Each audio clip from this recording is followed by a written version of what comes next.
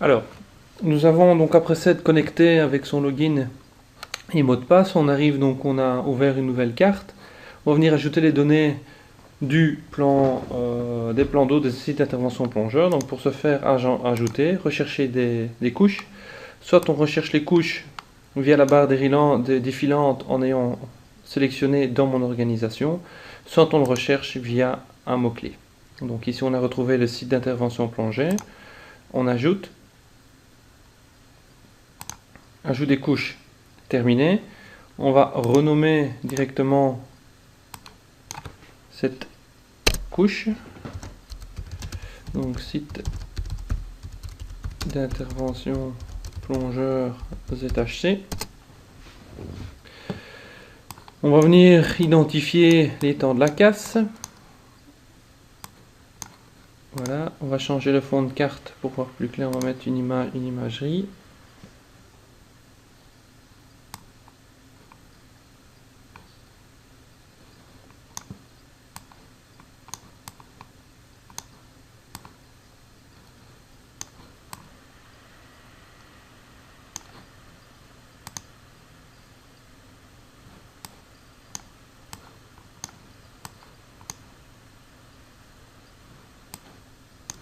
Voilà, l'étang de la casse est là, pardon.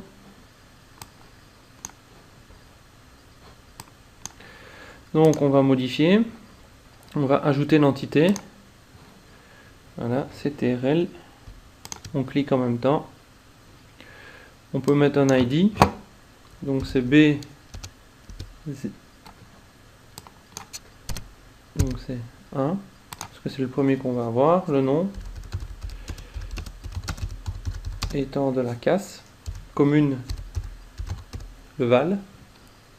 Donc en point le PPUI, qu'est-ce qu'on va faire? On va retrouver dans le Google Drive, dans cartographie PPUI site plongée, on retrouvera le document terminé. On prend le lien et on viendra le coller à cet endroit.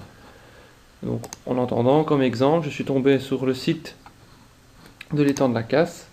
On va le copier. Là, et on ferme. Voilà, on a terminé. On peut venir sélectionner. Voilà, ici on a donc étang de la casse, le Val, PPUI, plus d'infos. On clique. Que se passe-t-il? Le lien s'ouvre. Et donc si on a mis le plan particulier en annexe, bien entendu, le plan particulier s'ouvrira. Si maintenant on vient à commettre une erreur, on retourne sur modifier, on sélectionne et on supprime. Si maintenant on désire venir rajouter une autre table, un autre champ supplémentaire que commune PPI remarque, dans ce cas, on retourne dans les détails, la petite flèche, afficher la table. Une fois la table affichée, on a option de table. Dans l'option de table, qu'est-ce qu'on va retrouver? Ajouter un champ. On peut ajouter un champ, le type, le nom du champ. Le nom du champ peut être, donc nous avons la commune, c'est par exemple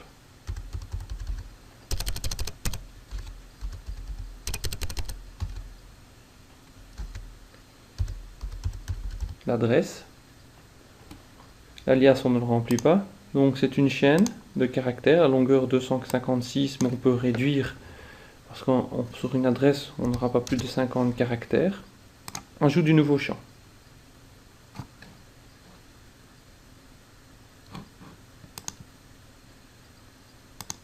Si on désire modifier ce champ par la suite, on peut toujours venir le supprimer. Maintenant, si on retourne sur modifier, on va zoomer un petit peu dessus.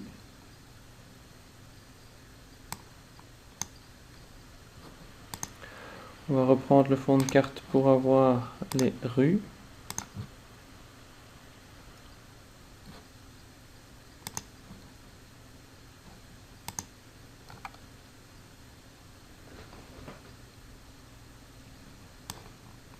Donc c'est la rue Salvatore Allende.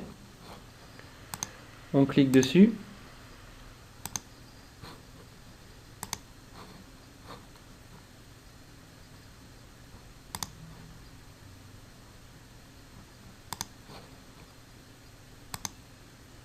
Voilà.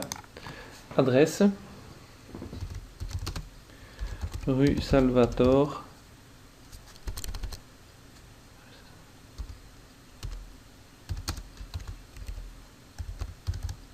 Allende.